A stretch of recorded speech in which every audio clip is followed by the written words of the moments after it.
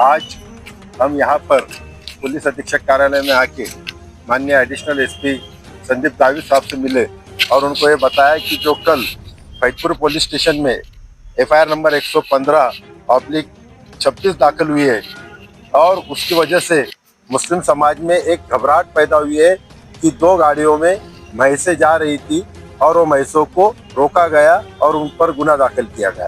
तो भाई कुर्बानी के लिए भैंस भी अलाउड नहीं है क्या, ये एक शक की बुनियाद सब तरफ फैल गई थी। इसलिए आज हमने एसपी साहब को ये कहा कि साहब आपकी तरफ से एसओपी निकालो।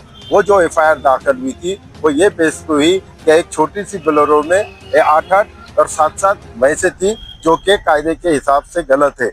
उसमें वन्य प्राणी कायदे के तहत है, उसमें किसी तरह की स्लॉटिंग के लिए या कुर्बानी के लिए जा रही थी, इसलिए रोका नहीं गया। लेकिन फिर भी हमने एसपी साहब को यही कहा कि साहब वो कौन होता है फिरियादी जो उसका पीछा करके उनको पकड़ के अपनी तरफ से फिरियाद देता है, जो कि कायदे से गलत है। आपको वो पुलिस को इन्फॉर्म करना चाहिए, पुलिस से पकड़ना चाहिए। पुलिस को राइट्स है कि वो चलती गाड़ी को रोक सकती है, जानवरों को जब्त कर सकती है। हमने हमारे निवेदन में भी लिखा है कि फिर इसको आरसी बाफ्ता गौशाला में बेच के खाउटी की रकम ज़्यादा लगती है, जिसकी वजह से वो किसान हो या बेचने वाला हो, विक्रेता हो, उनको वो छुड़ाना बहुत मुश्किल जाता है। तो आज हमने ये जो डिटेल निवेदन दिया है उसकी कॉपियां हम अल्पसंख्यक सेल को भी दे रहे हैं, ह्यूमन राइट को भी दे रहे हैं, कलेक्टर साहब को भी दे रहे हैं और माननीय गृह मंत्री को भी दे रहे हैं कि 28 तारीख तक ये जो ईद है, ईद के मौके पर इस तरह के जो भी कार्रवाई करेगा उसके खिलाफ पुलिस से कार्रवाई करना चाहिए कि उन्होंने पुलिस को बताया बगैर अगर उन्होंने गाड़ियां रोके तो उन्होंने गैर कायदे का काम किए, गैर कायदे की मंडली जमा किए,